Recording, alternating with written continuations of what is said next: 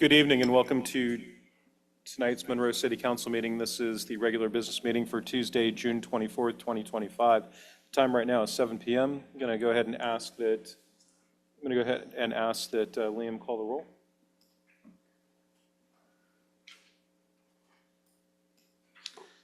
Council members present and establishing a quorum: Councilmember Fulcher, Beaumont, Walker, Gamble, Fisher, and Scarborough. Okay, and just for clarification, did we hear at a previous meeting that Councilmember Hanford would not be here this evening? Okay, so unless there's objection, we'll consider his absence as excused. Any objection? All right, seeing none, he'll be considered excused. And before we move on with the agenda, I do want to make council aware that we do need to pull an item from the agenda. It's under final action. It's item 7.2. This is ordinance number 012-2025, amending system development charges for accessory dwelling units, second reading. I understand that this will be coming back in July. Okay. Is there any objection to me removing that from the agenda and amending the agenda forthwith? I don't usually use the word forthwith, but I'm using it today. Go ahead, council member. So is that because of 8.1 and 8.2?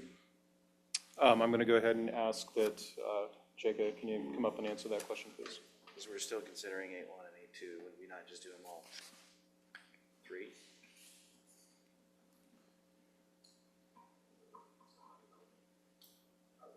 Hello? There. Hey, look at that, it Yeah, works. get it up where we got Yes, so the intent was to bring all three ordinances back for their second reading at the same time. Also, Attorney Lell noticed a couple of things in the ordinance as it was written that he would like to clean up from a legal standpoint. So my recommendation was that it really didn't do any harm to put it off until July 8th. So we bring back the batch. So wouldn't that be 8.1 and 8.2 too? No, 8.1 and 8.2 are different ordinances than it. Is it 8.3? 7.2. 7.2. One's for system development charges, that would be 7.2. The other two are for traffic impact or transportation impact fees and park impact fees. Gotcha. You said all three, so that was the other two. So when you said all Correct, three, sorry. That's right. I'm trying to interpret. I'm what tracking you're with you saying now. there. Yeah. Yeah, So we're not doing them all three at the same time. We're gonna do one later and two now. first reading for 8.1 and 8.2 tonight, and Then then, all three. Understood. Got it. thank you. Thanks. All right, thank you. Any objection then? No, Saying no objection, we'll go ahead and amend the agenda to remove 7.2 when we get there. All right, Councilmember Scarborough, would you please lead us in the pledge?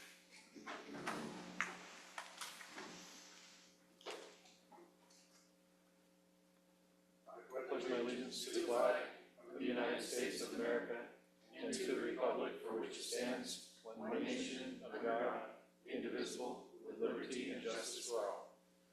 Thank you. All right, next item on the agenda is public comments. Has anybody signed up to speak this evening? Okay, is there anybody that would like to speak during general public comments this evening? All right, seeing none, we're going to go ahead and move on to the next item on the agenda. That would be a public hearing. And this is item 5.1, public hearing for commute trip reduction, CTR code amendments, and CTR plan update with Anita Marrero.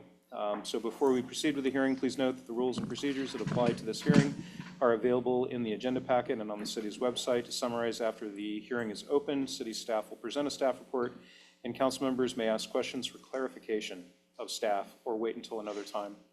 The public hearing is now open. I'm going to forego reading the rules related to the public hearing. However, I'm going to state that for the record, I'm informing all parties interested in these proceedings that the city clerk has forwarded to the city council all timely written or otherwise reportable comments that have been submitted regarding the subject matter of this public hearing. At this time, I'm going to go ahead and ask that Anita please provide a description of the matter under consideration. Thank you. Thank you. Just have my presentation up.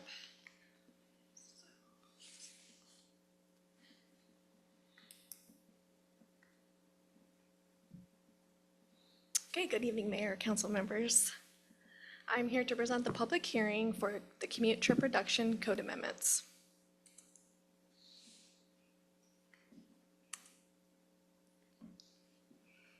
The state CTR law requires employers to implement CTR plans to help their employers reduce the number and length of drive-alone commute trips they make to their work sites. The city is in the process of updating its 2025-2029 CTR plan, and at the same time, we're proposing amendments to Chapter 22.8 CTR to comply with state law.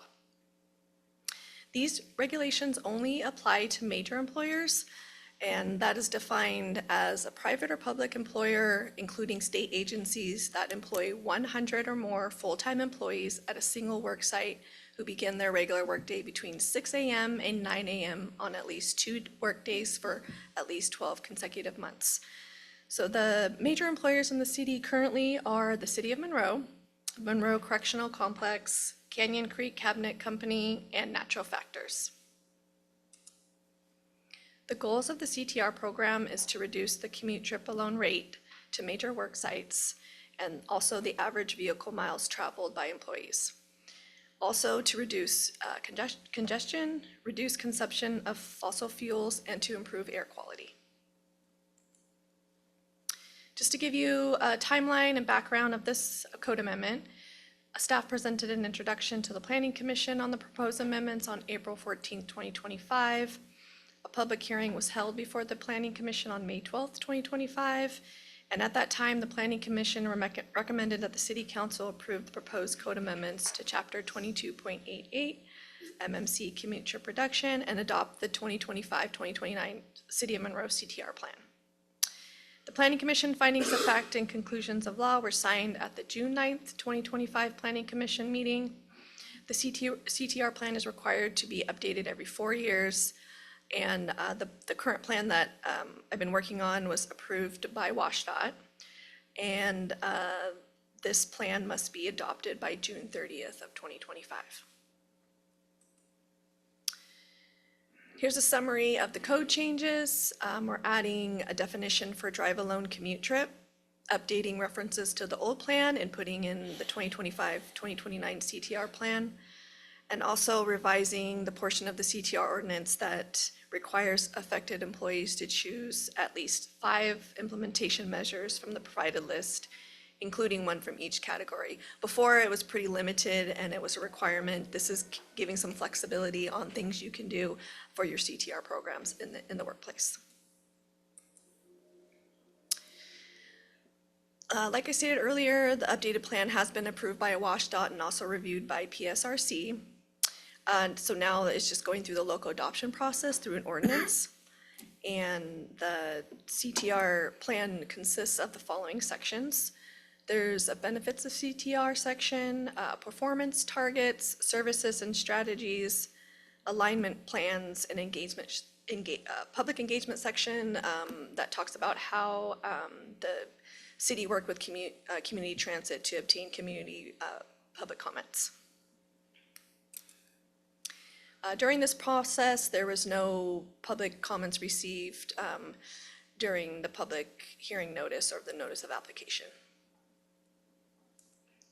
The requested action tonight is to accept as first reading of ordinance number 016/2025, amending Monroe Municipal Code, Chapter 22.88 MMC commute trip reduction, and adopting the 2025-2029 City of Monroe CTR plan to ensure consistency with state law, setting forth legislative findings, providing for severability, and establishing an effective date. And I'm happy to answer any questions that you have. All right, thank you. Council members, are there any clarifying questions? All right, sounds good. At this point in time, I'll go ahead and see if there's anybody that would like to speak on the public hearing for the commute trip reduction.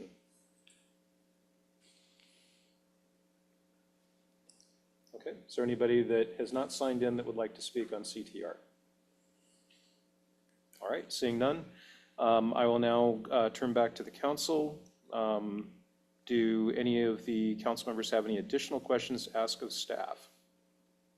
All right, seeing none, we're going to go ahead and consider this a conclusion of the public hearing unless there are any objections. Pause.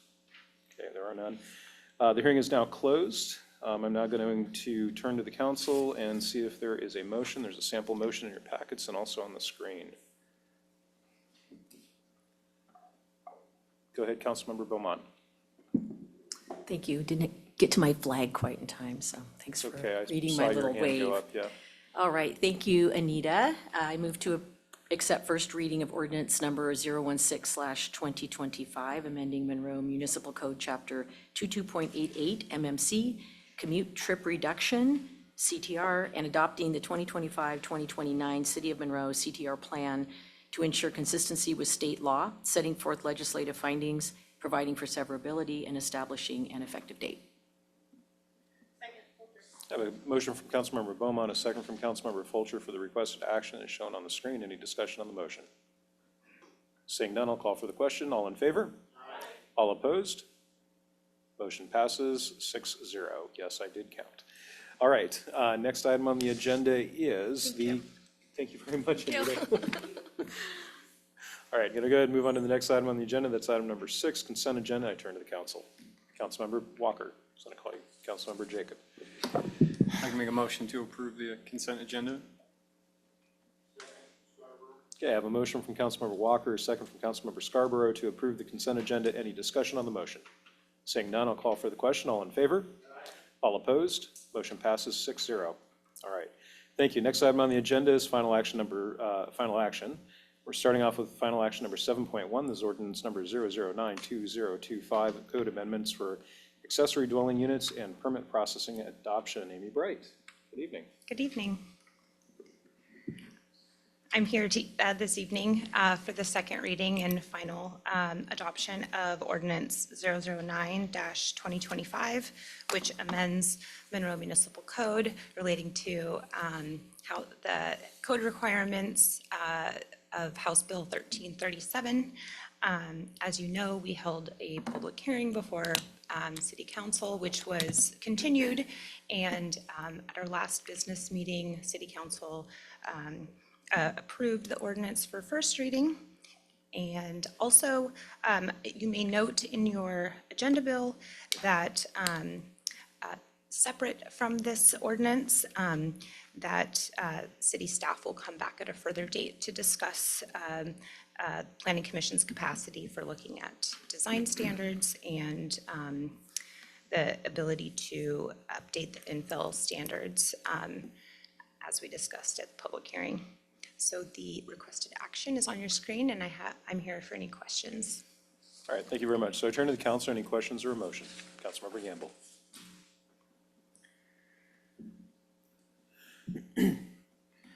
No questions. We've discussed this one quite a bit.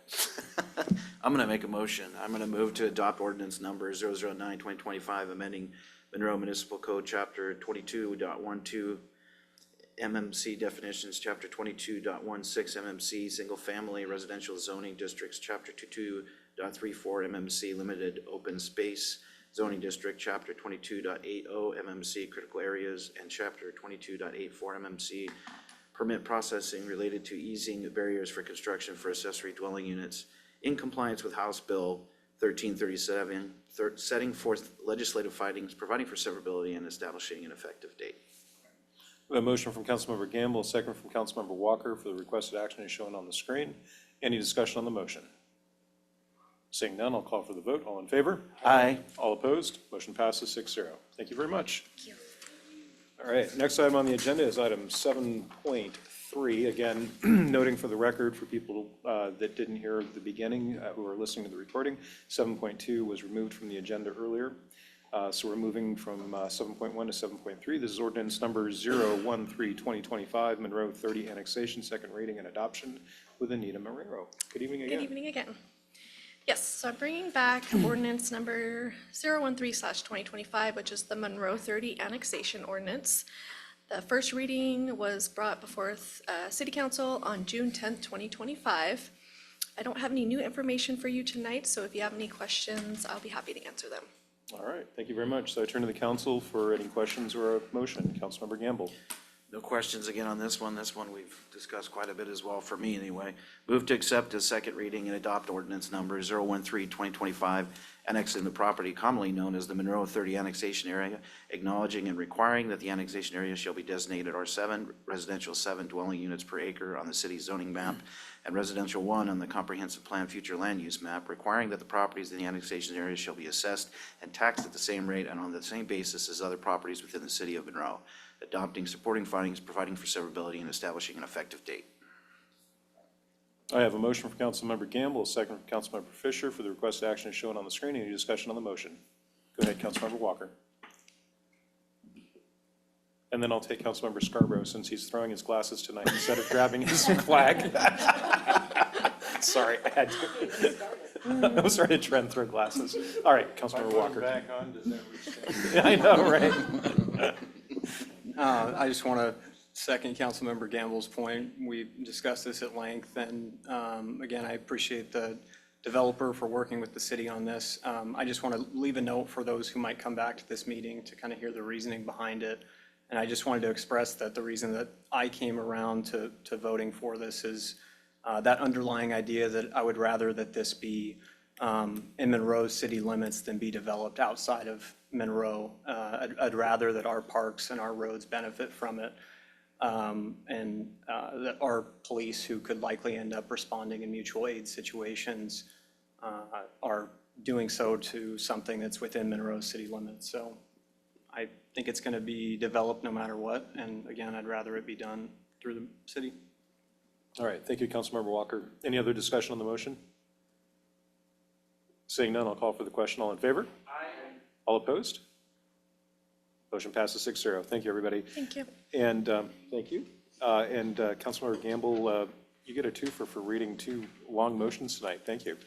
All right, next item on the agenda is item 8, unfinished business. We're going to start off with 8.1, ordinance number 010-2025, amending transportation impact fees for accessory dwelling units. First reading, Scott Peterson and company.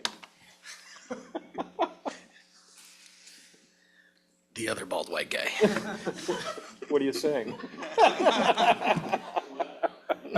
Well, he's gonna, I see you. All right. So tonight we have the first reading for accessory dwelling units, traffic impact fee or transportation impact fee, and park impact fee. Forget that it says system development charges up there because we pulled that at the last minute. Next slide, please, Liam. So past meetings and next steps, previous discussion, robust discussion on May 20th and June 10th. June 10th, council adopted the first reading of the SDC ordinance. That'd be the Arlington model. That was pulled tonight, and that's going to be coming back with these so that they all come at once as a second reading, and it makes it easier for us to go through the process.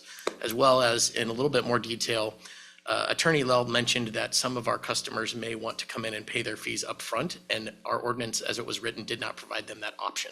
So I thought that was a really smart choice to pull that and bring that back. I thought the council would appreciate that if a customer wanted to come at it from a little bit of a different angle. On the 24th tonight. Councilmember Gamble, go ahead. Would we want to apply that to these too? We did. Okay, so it is in there, that, We made a mistake on the SDCs. We left that part out. gotcha. All right, please continue. Yep. Tonight, so council requested 2 ordinance options to consider for the transportation impact fee and the park impact fee. The Arlington model, as we've been calling it, which would be somewhat of a fee deferral program, or 50% at the time of development approval. So July 8th, we'll be coming back for a second reading. Liam? So transportation impact fee, next. So just kind of, this is the slide you've seen several times. I'll just run through it real quick. New development pays a share of the cost to expand existing infrastructure. That's what an impact fee is for: streets, sidewalks, shared paths and trails. The cost of the projects are growth paying for growth, and that's the way the system is set up. Next slide. So we have option 1, which is the Arlington model, and option 2 up here on the screen, option 1 being blue, option 2 being green. So option 1, running through it, no TIF is paid at the time of development approval. So just an example of this that could potentially happen. Property owner receives development approval for an ADU project, pays no TIF at the time of approval, completes the ADU project, and then if the property owner decides to sell, no TIF would be due if it was sold as one property. So that would be the house and the ADU together, or the principal, I wrote primary, but that's the wrong word. Principal and ADU remain under the same ownership. 50% of the TIF would be due alternatively if the house and the ADU are split and you have 2 separate owners. Now, in theory, those owners could be the same person, but they are 2 separate properties at that point, and that's really the differentiation. So that's the Arlington model. Are there any questions on that? I see none. Go ahead. Awesome. Option two, 50% paid at development approval. So this would be a typical permitting process in Monroe. You would come in, you would apply for your project, you would get approval, and you would pay fees in order to start your project. You'd pay that at 50% of the applicable TIF at the time of approval, and then at the time of sale, whether or not it was a single or, you've paid the fee up front, in other words, and so there would be no TIF due at the time of sale. I guess I misspoke there a little bit. So any questions about that? I see none. Go ahead. Okay, next slide, please. So the requested action tonight for ordinance 0102025 is up there on the screen. Under option one is the Arlington model, and option two is the 50% paid at development approval. All right, thank you. Council, any questions or a motion? Councilmember Gamble. I just really appreciate all the discussion on this and then getting to where we're at. I think this really addresses almost all the concerns that were brought up for, on here, is that we're taking care of what we always wanted and intended those, is so that for, generational living and, and all that type of stuff. But at the same time, caring for what the concern, where there might be a rise and splitting it and deferring it, so that cost would apply if that were to occur. So I just want to thank all the discussion, and really, I know it may have been painstaking, but I really appreciate it. And so I'm going to go ahead and make a motion to accept as first reading ordinance number 010-2025, option 1, amending chapter 3.54.130 MMC, transportation impact fees, amending the rate structure pertaining to accessory dwelling units, providing for severability and establishing an effective date. I have a motion from Councilmember Gamble and a second from Councilmember Walker for option 1 shown on the screen. Any discussion on the motion? Seeing none, I'll call for the vote. All in favor? Aye. All opposed? Motion passes 6-0. Thank you. Next item is item 8.2, ordinance number 011-2025, amending MMC 3.52, park impact fees for accessory dwelling units, ADUs. Jacob. Next slide, please, Unless it's Liam. Scott this time. No. Okay. He's up here for backup if I need it. I like it. So you're a backup singer, Scott. The best in the business. That never happened. All right. Jacob. Purpose of the park impact fee, well, it's pretty much the same as the traffic or transportation impact fee. So moving on to the next slide, please, Liam. This looks very familiar because it's set up exactly the same as the transportation impact fee. Since the council had no questions earlier, I'm not going to go through this again unless the council needs me to. Good. Next slide, please, Liam. And there's the requested action for ordinance 011-2025. All right, Councilmember Hanford. No, Councilmember Gamble. No need to say the same comment, just appreciate it. So I'm going to go ahead and make the motion to accept as first reading ordinance number 011-2025, amending chapter 3.52 MMC park impact fees, amending the rate structure pertaining to accessory dwelling units to assess 50% of the park impact fee that would be imposed per bedroom of the new dwelling unit, providing for severability and establishing an effective date. That is option 1. Okay, I have a motion from Councilmember Gamble, second from Councilmember Fulcher for option 1 shown on the screen. Any discussion on the motion? Seeing none, I'll call for the question. All in favor? Aye. All opposed? Motion passes 6-0. Thank you. Next item on the agenda, then, we are moving into new business. This is item 9, and thank you both. I love the doo-wop singing in the back there. So thank you. Item 9.1, ordinance number 014-2025, downtown fee waiver program extension with Mr. Bailey.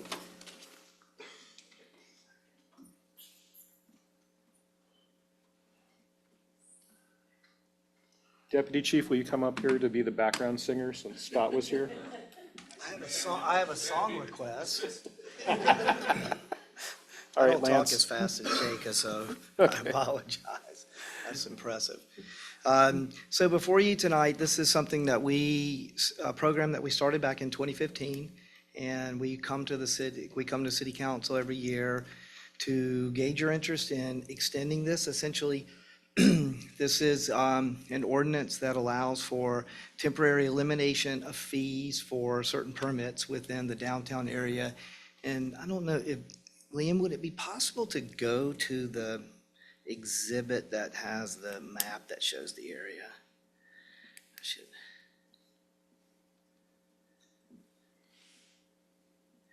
Let's see, what is it? It's exhibit.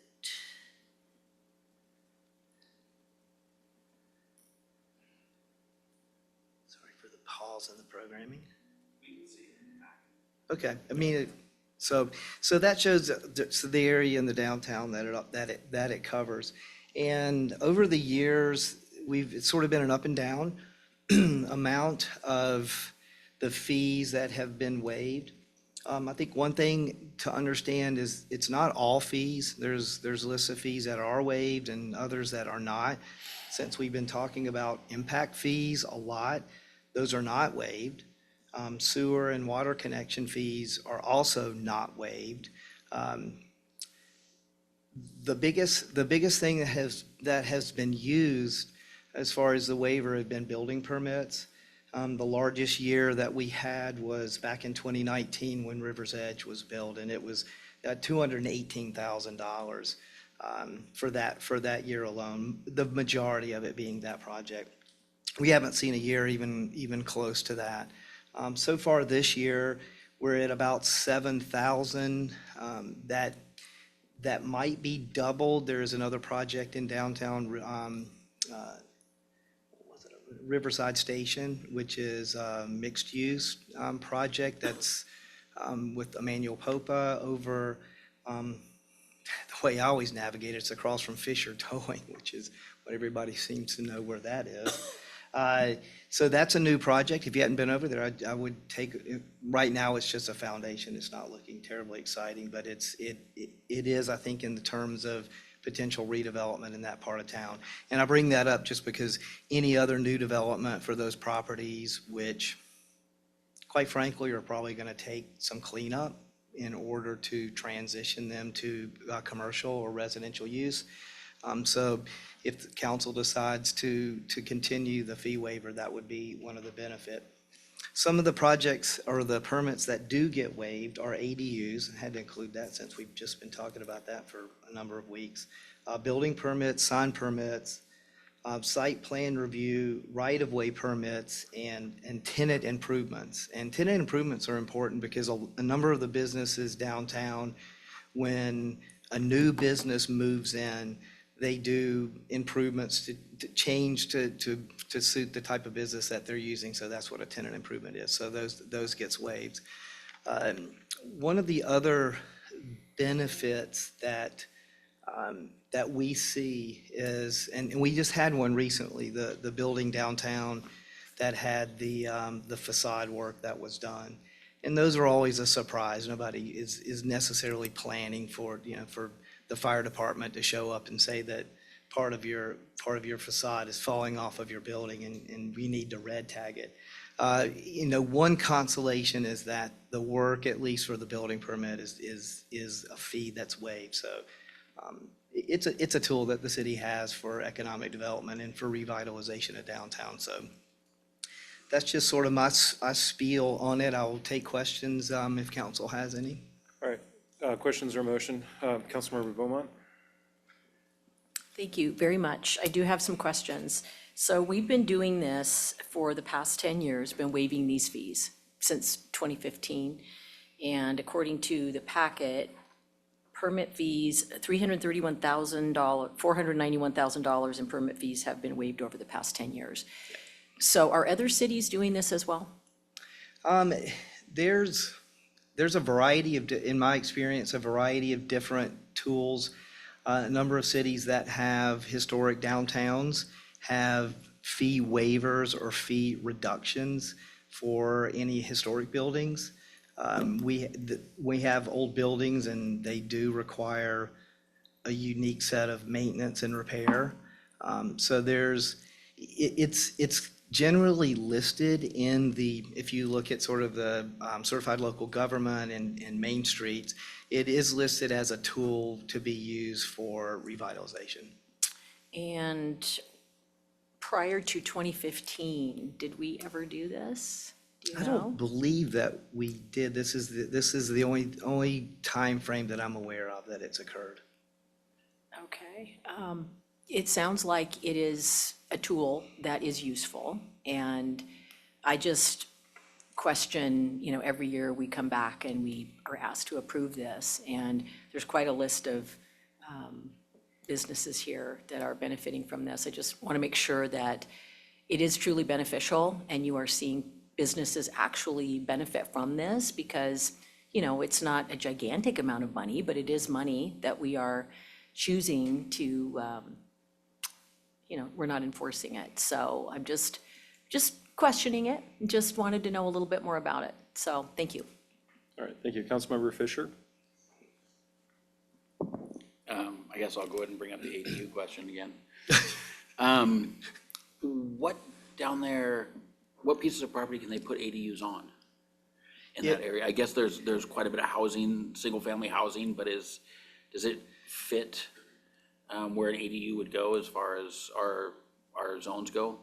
Most of that area is, and I have to be honest, I kind of threw that on there because it is waived and it's something that we've been talking about a lot. But if we put the map up on there, there is residential areas to the south of the sort of the core downtown that would potentially have ADUs. It's not a huge piece of development that we're seeing in this area, but it is a fee that's waived. I mean, if you look down on the bottom left of the map would probably be the area that's most conducive.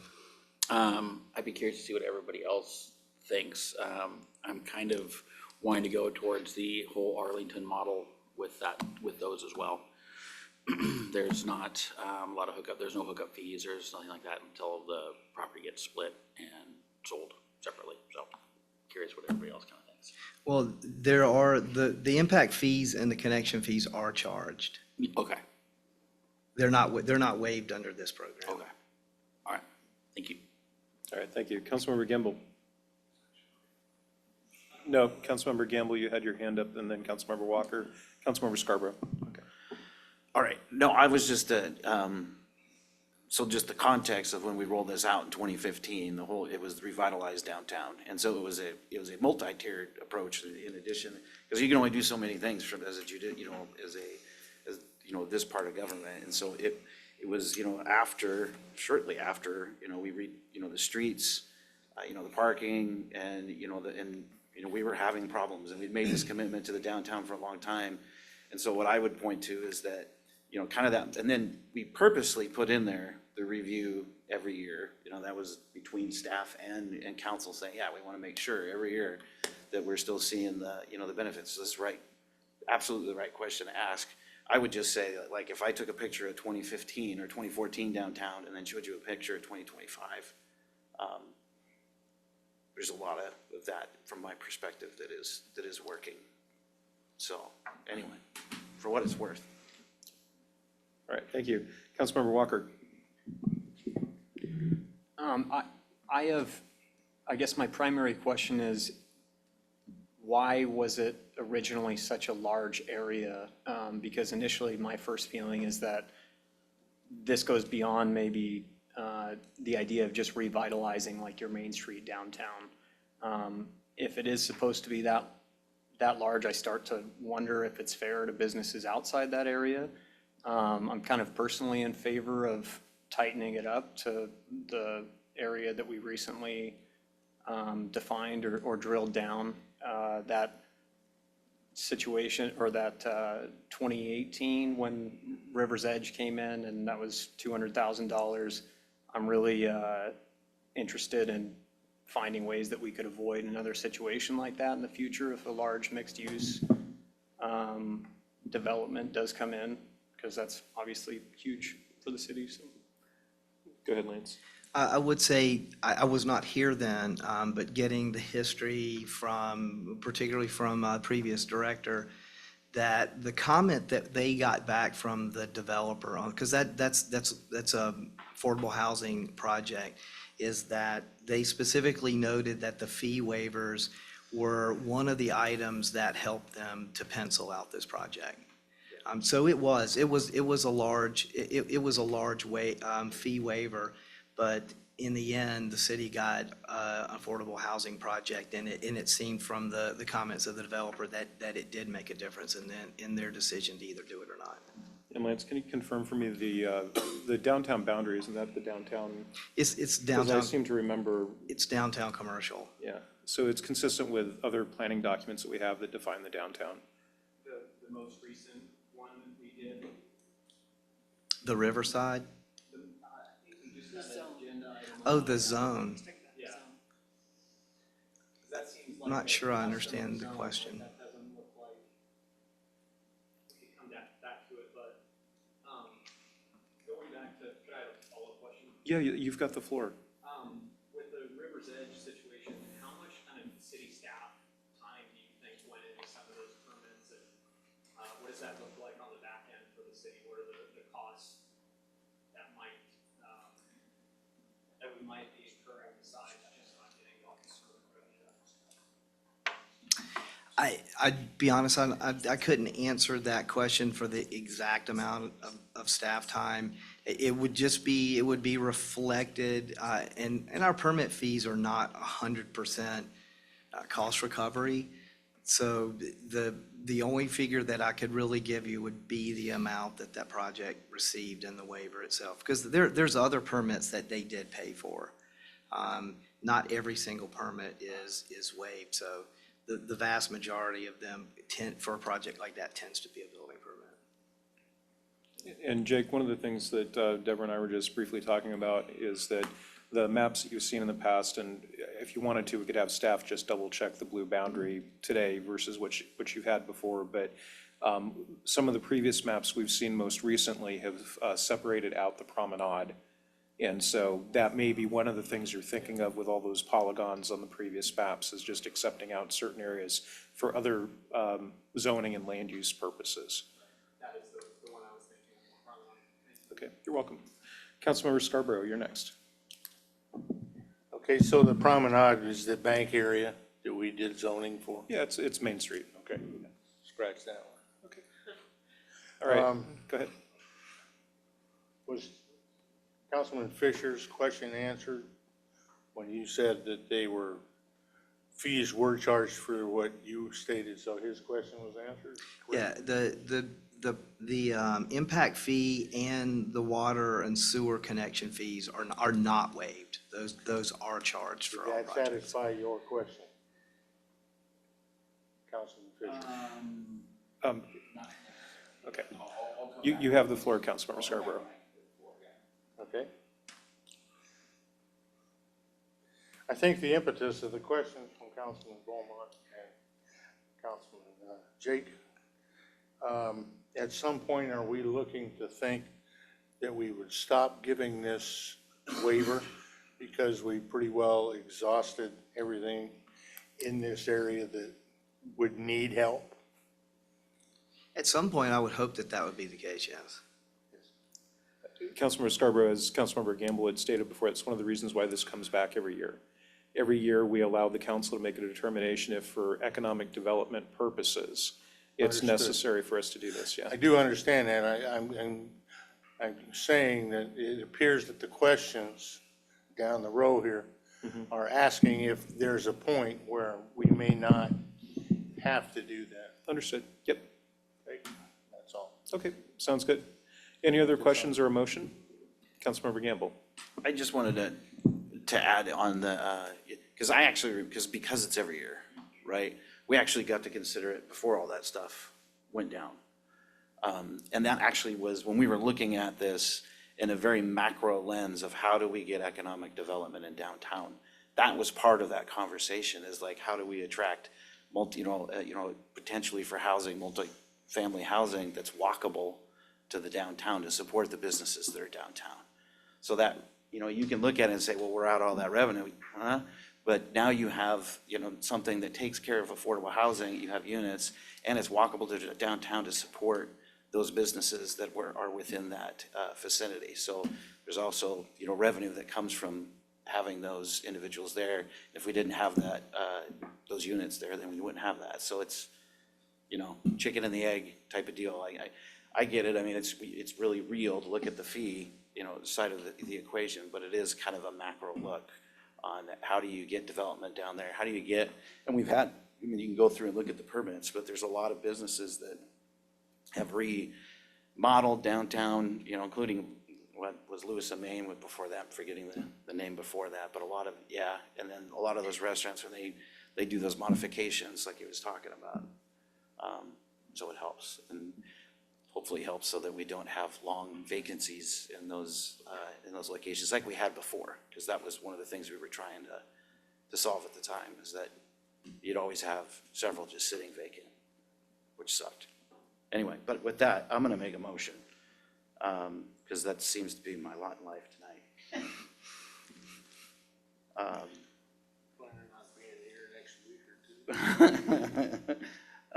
I'm gonna move to accept as first reading ordinance. Could I have you pause for a second? Yeah.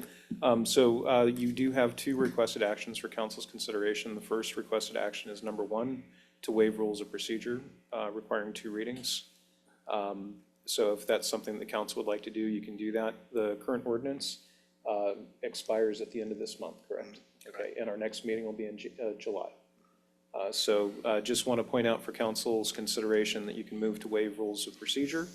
And then if that's the case, I just want to clarify from staff real quick, is that properly written in action number 2, where it's moved to accept first reading, or? I don't see anywhere in here just for reference of that. Do we have different copies of things? I'm Because just I see looking at 2 that. requested actions on here, and requested action number 2 So I'm looking at seems the, inconsistent with requested action number 1, so.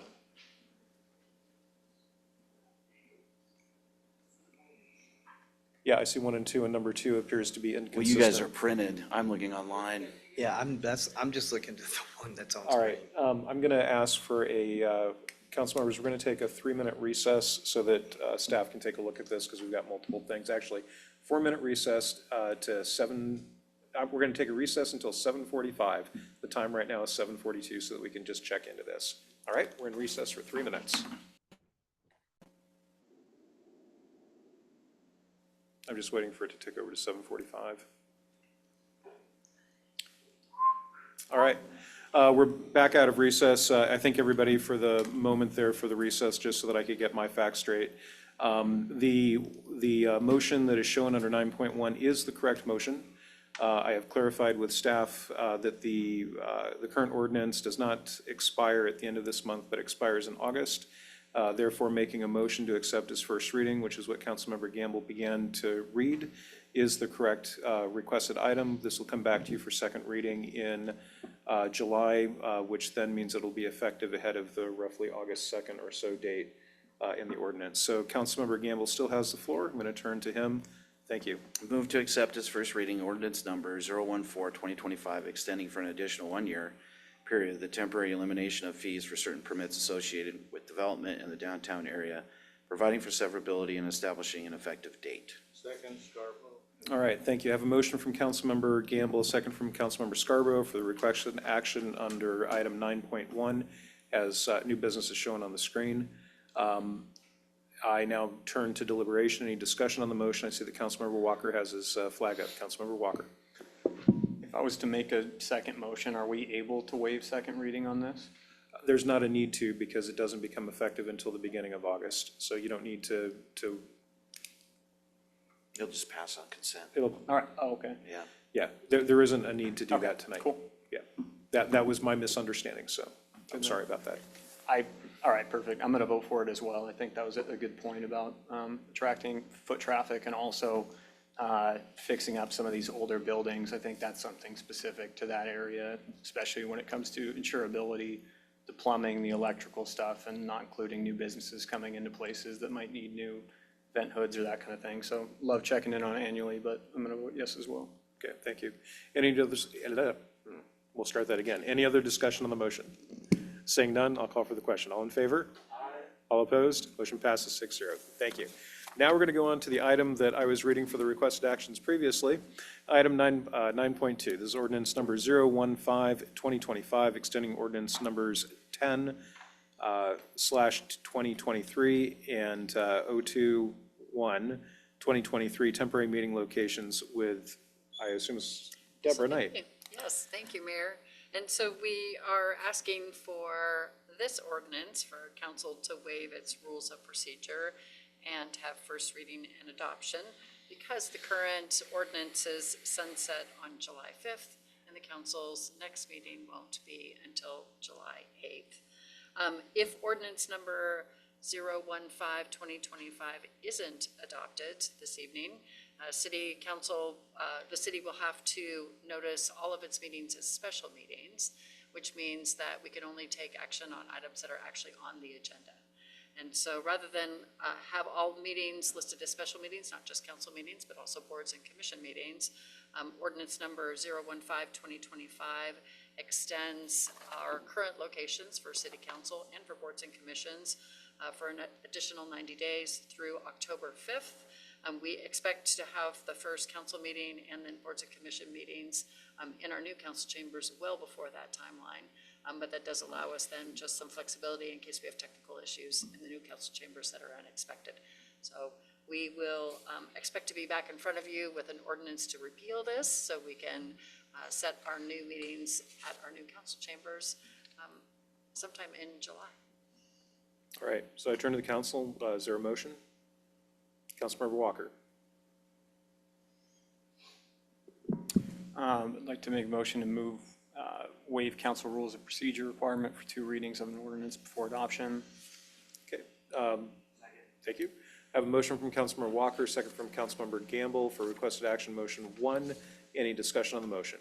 Saying none, I'll call for the question. All in favor? Aye. All opposed? Motion passes 6-0. Thank you. Councilmember Walker.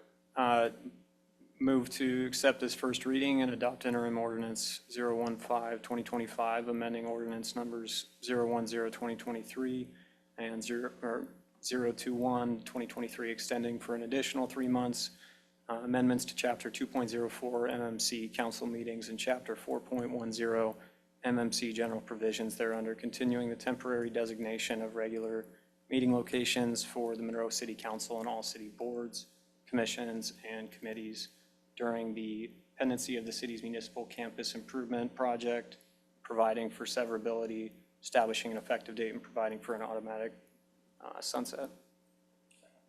You have a motion from Councilmember Walker, second from Councilmember Fisher for motion number 2.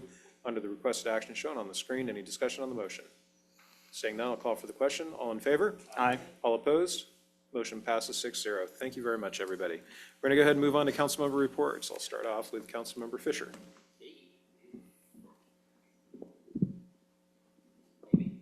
There we go. First, a little shout out to Pedro in Parks.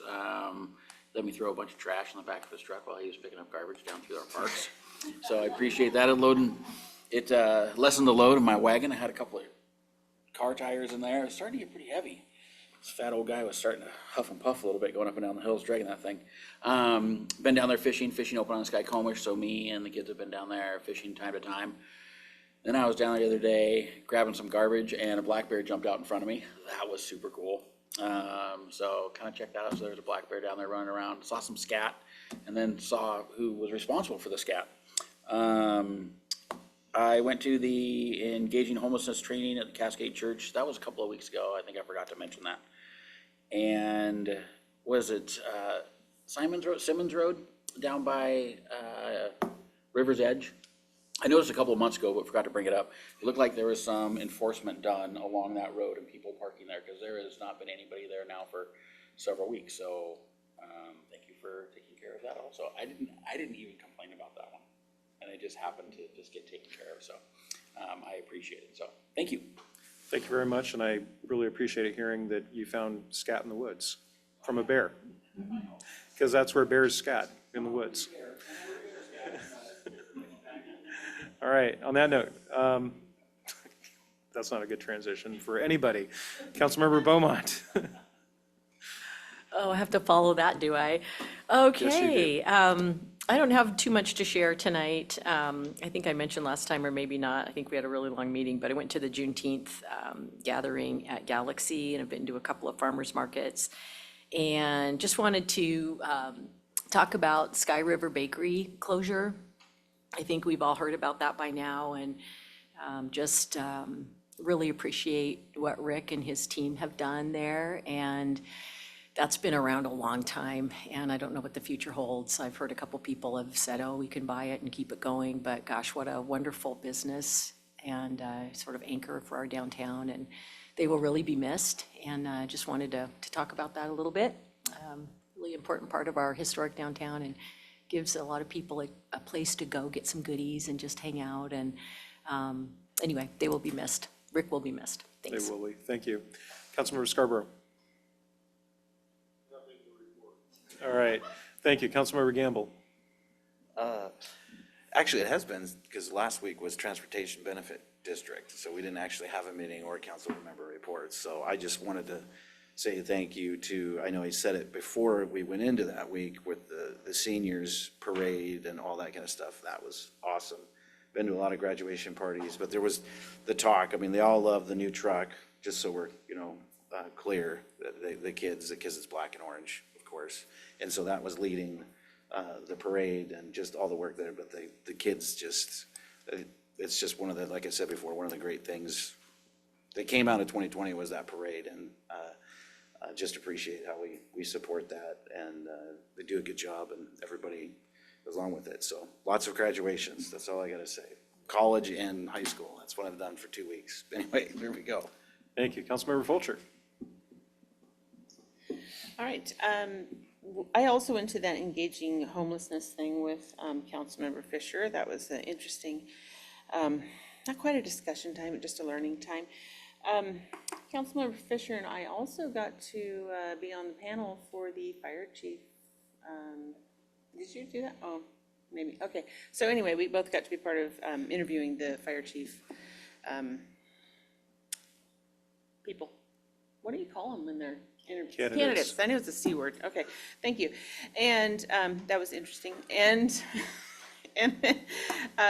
farmers markets have been going very well, and it's always funny, the weather just seems to be pretty good for those days. It might be rainy morning and then it just ends up being a fine afternoon.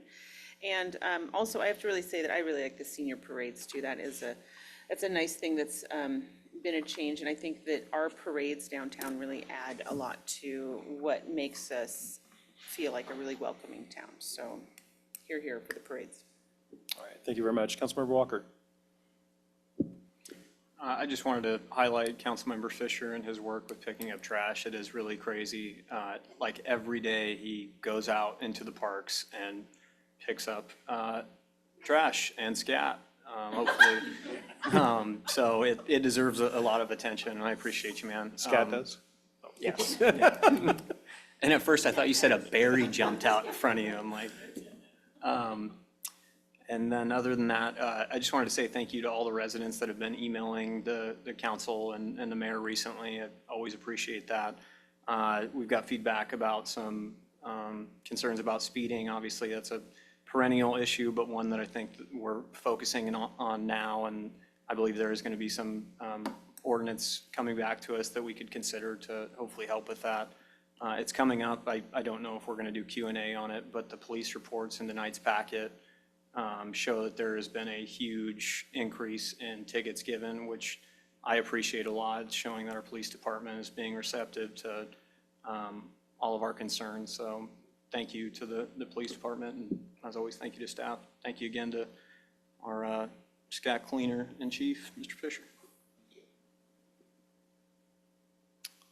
I heard a new title for you, the scat cleaner in chief. All right. Okay. Thank you very much, council members. We're going to go ahead and move on to item number 11. This is staff and department reports. We'll start off with the police department April 2025 and May 2025 report with Deef. That's Deputy Chief Deef. Deputy Chief Irving. Good evening. I am Deef, and I'm happy to be here representing for you. Good evening, all of you. Mic off, didn't get to hear me. So I've got two reports to present tonight. I think they can be summarized by saying we've had some incredible opportunities to connect with our community, whether it be farmers market, Easter egg hunt, and community academy, all huge successes. Pretty happy about all that. Crime continues to trend down. That's a good thing, and that's giving us more opportunities for proactive patrolling, as you indicated, for tickets and things like that. So in the interest of brevity, I'll take any questions or comments you have. All right, thank you. Any questions, council members? All right, I don't see any. Thank you very much. Thank you. Deputy Chief. All right, next item on the agenda is 11.3. This is City Clerk Records Department First Quarter Reports. I'm going to assume that that is Administrator Knight. And I was just going to point you to the information that's in your packet. So you can point. All right, any questions on that report? Go ahead, Councilmember Fisher. Yeah, what was the contest? So I was reading through it and, Oh, right, that was for the Records Roundup Day, the first Okay. Record Roundup Day that we had. And Okay. if you participated in Records Roundup, then you got entered into a drawing. Oh, And those okay. were the folks that were selected out of out that of the drawing. drawing. Perfect, thanks. All right, thank you. Councilmember Beaumont. I thought Jody was going to be here tonight, and she's not, but, and Sherry, either one of them are. But I just read that report and was again just overwhelmed by how much work they do and how they make it fun, having contests and things like that. It's just a really, really important function of the city. And I just wanted to give them a shout out wherever they are and just say thank you. And I didn't know that Jody was held a state position as in the clerk association, or I'm not sure I'm getting that right, but I just wanted to say thank you to both of them for their work. Thanks. Thank you very much. All right, next item on the agenda is 11.4, Human Services April and May 2025 reports with Ms. Adams. Thank you, Mayor and Council. My report is included in the packet. The items I'd like to highlight are the Community Needs Assessment Update. We have selected Colic Strategic Advisors. They were the consultant that led the 2021 Community Needs Assessment, and they'll be back this year to help facilitate focus groups and key informant interviews. There's also a link or a QR code in the report that you yourself can take the survey, and we would love to have you all participate in the survey and share about what you think the needs and gaps are in people's ability to access the services that they need. The other item, I want to just thank the mayor again for coming to the Hope on the Horizon event and police chief, even though he's not here, and introducing that event in partnership with the Monroe School District. Other than that, we have CHSAB minutes and some metrics and updates from our service providers in there. Thank you very much, Rachel. Any questions? All right, thank you very much. All right, next item on the agenda is 11.5, Public Works Department May and June report with Jaka and Scott as his backup. Scott left. Scott left, okay. Deputy Chief's back on, okay. Thank you, Mayor. Several things in the report this month. First of all, I would just like to point out that it looks better than it ever has before, and that's because McKenna Olson has taken over producing the report. So kudos to her. I think it looks wonderful. The DOE grant-funded remote mower, which we named Johnny 5. For those of you not old enough to understand that reference, just Google it. But there you go. It's been out. That thing's been incredibly productive. It's actually, I think, reduced labor oftentimes by 50, sometimes 75% with our seasonal labor going out and doing, weed eating to mow where we're able to use this remote mower. It's been fantastic. Moving on, Everett declared, there's been a drought declaration in Western Washington. You may have seen that in the news. Everett is in an advisory state, which is the lowest state of water conservation that you can be in. It's, there's like normal and then advisory. Right now, the Spada Reservoir is at 98% of normal capacity. So as far as our local watershed, and actually the watershed that serves the majority of Snohomish County, we're in a pretty good position going into that. So other things that are in the report, we did some downtown forest cleaning, and our O&M team got to do a force main relocation, which was a really cool project, and that was right at the back entrance there to the wastewater treatment plant. That concludes the report. Mayor, back to you. All right, thank you very much. Any questions for Jacob? Go ahead, Councilmember Walker. Interim Parks Director, Jacob. I know this is the Public Works update, but it might have to do with Public Works as well. I went up to the Trombley Park area with my son the other day, and I just want to say I was blown away by how nicely maintained it was. I expected that the weeds would be over our heads, but he was able to run about a mile away from me, and so anyways, I thought that was awesome. I did have a question. Whatever happened to the goats that used to fill in for our new? Never mind. We ate them. Oh, I'm just kidding. Oh. Yeah, we had a barbecue. The goats no longer work for us, so I don't really know where they are now. Okay. Yeah, the provider that we used went out of business, and we didn't find another suitable contractor, so we've moved away from that program. How long has it been since we've had the goats? Yeah, because I Decade. remember Brad brought in the goats when I was a council member. They were so cool. Yeah. Yeah. Yeah, okay, all right. Any other questions? Can we bring goats back to the? Can we bring goats back? Yeah. Okay, any other questions? Okay, talking about bears, talking about goats, it's a great night. Okay, thank you very much. Thank you. All right, next item on the agenda is Finance Department, May 2025 report with Julie Elson. Good evening. Good evening. I'm gonna get me some goats and start a business. There you go. So I'm here to present the monthly financial report, and I really just want to go over a couple of highlights. First of all, revenues are still coming in as planned. And however, building plan fees and utility capital charges are actually doing better than they were last month, so some positive news. And staff is still spending conservatively. That's all I got. Okay, thank you very much. Thank you. Any questions? All right, thank you very much, Julie. All right, next item on the agenda is item 12. This is the mayor and administrative reports. Go ahead and start off with Administrator Knight on 12.1, the city administrator report extended agenda. Excellent, Mayor, thank you. Looking forward to the month of July. We will not be having a meeting on July 1st. Those first Tuesdays are reserved for special meetings and workshops, and we don't have anything planned. For July 8th, the Legislative Affairs Committee meeting has been canceled. So if you're on that committee, there will be no meeting that night. For that time instead, we are setting aside for the Public Safety Committee meeting. So we've moved the Public Safety Committee meeting to July 8th. So if you are on public safety, we will be having a meeting that night. And we are bringing forward the agenda items that are a carryover from the previous meeting. And those include the fee schedule adjustments for public safety fees, police budget overview, municipal court quarterly update with Judge Ness, and automatic traffic safety cameras with Liam McCorkle.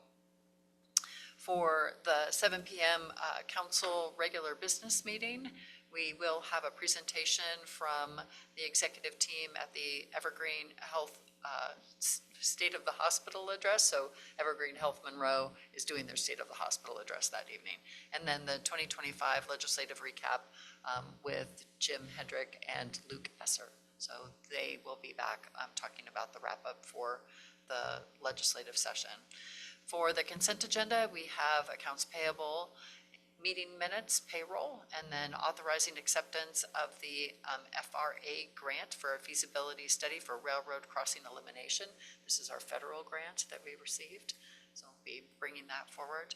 And then under unfinished business, we have ordinance adoption of the traffic impact fees for accessory dwelling units, and the ordinance adoption for park impact fees, and now also the system development charges will be added to that agenda. For new business, we have parks trespass rules with interim Parks Director Roberts, and then the procurement policy updates. I'll be bringing those back forward. That's to add the purchase of logo clothing for council members, and then just outlining the rules around the use of that logo clothing. And then we'll have department reports, administrator reports, and placeholder for an executive session. All right, any questions on the extended agenda? Okay, Councilmember Walker. Is the automated traffic safety cameras discussion item at the public safety meeting, is that set to come back to council itself like the following week? Yes, we actually talked about that earlier today, and it was my recommendation that we just bring that back to full council rather than bringing it to a public safety committee meeting first. Awesome. So you'll be seeing that at full council. And I think that's already scheduled for the 15th, July 15th. Wonderful, thank you. Thank you, Councilmember Gamble. Actually, so the 15th, I'm going to be on a business trip. I most likely will not be able to attend. If I do, it'll be remote. Okay, Okay. thank you. Yep. All right, anything else? All right, and go ahead, Councilmember Knight. Administrator Knight? For the administrator report, we've already heard this evening just an encouragement to take the needs assessment survey. The ribbon cutting, just a reminder, that is Monday, July 14th at 4 p.m. It's hard to believe that's just 2 weeks away. So it'll be coming fast. And then Monroe Fair Days Parade and Appreciation Dinner. We are looking for any RSVPs by filling out the form and returning it to Jody or Liam by July 1st. Excellent, thank you. Any questions on the city administrator report? All right, mayor's report. So first, if we could slip back to the previous slide. I'm very excited to be having the City Hall and Municipal Court ribbon cutting on Monday, July 14th. I know that staff is still working through a number of things related to getting us back into the building. And there will be some staff members that will begin moving into the building at the end of June or beginning of July. Well, as soon as we have temporary certificate of occupancies, we're still waiting on a few items, but the schedule is set and ready. We all have our marching orders. So we are all anxious to get into that building just as quickly as possible. Thank you. And then it's our hope, as you heard earlier today, that while we've done an extension to have meetings here, that we'll hopefully be having our first council meeting. My hope is sometime in July. The latest will probably be September, because again, we're taking the month of August off, on recess. So I'm very excited about all the work that staff is doing around this. We're so blessed, and I'm so thankful to have a great staff, a great community, a great council that's putting us in a place where something that has needed to have been done for 20-plus years is finally getting done. And I'm just really looking forward to the ribbon cutting day. I'm looking forward to sitting behind the desk in City Hall here soon, and having our first council meeting. So just sharing that with you.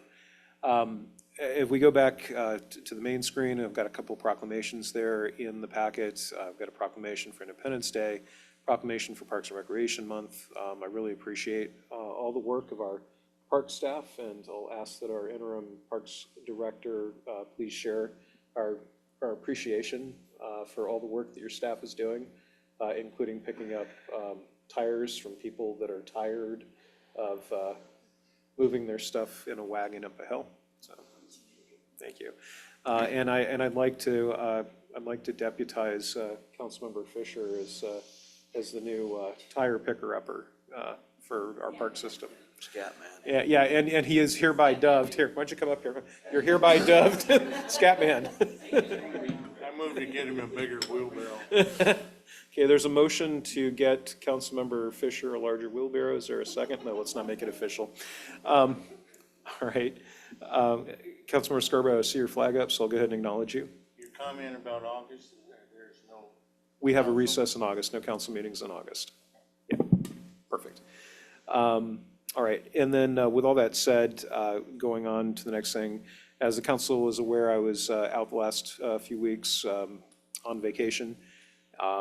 I am just going to extend my great appreciation to the staff. I know that we were doing a lot of communication from time to time at odd hours, including having a meeting or two from while I was in another location in another time zone, and I just really appreciate all the work that staff did to keep me informed, and all the work that you all did over the last couple of weeks. So thank you, Deborah, and everybody else for the work that you've been doing. And council, thank you for taking care of the meeting last week and putting us in a position where we had a whole bunch of items that we could get done today. So thank you for all that work. I think that takes care of everything for now. I will be attending, Liam, it is a cricket opening day or something this coming Friday night, and that is at the Boys and Girls Club. Okay, so as I mentioned to you all about 2 months ago, cricket has become a pretty big thing here in our area. And just for your awareness, I'll be attending an event on Friday night as part of an opening for cricket here in our community for this season. So that'll be on Friday night. Now, Liam, we have a time, right? 7 p.m.? Was it 7, 6? Liam will get you the information. So Liam, if you could send that to the council. I know that Councilmember Hanford had intended to attend and he wasn't able to. So Liam will send out the information. I don't know how much formality there is with this. This is my first time going, and sometimes I come to these and find out that there's a large speaking role, and other times it's just, hey, we're here, and it's the first cricket pitch or something like that. yeah, every event is different, right? So I'm hoping that they're not going to ask me to throw a cricket ball. So, I know, God, I think you go like this, I'd probably hit myself in the head. It wouldn't be pretty. All right, so that's all that I have for this evening. Does anybody have any questions for me? All right, seeing none, we have no need for an executive session, so unless there is objection, we will be adjourned. Seeing no objection, we are adjourned. Have a great week, everybody, and thank you for your service. We're adjourned.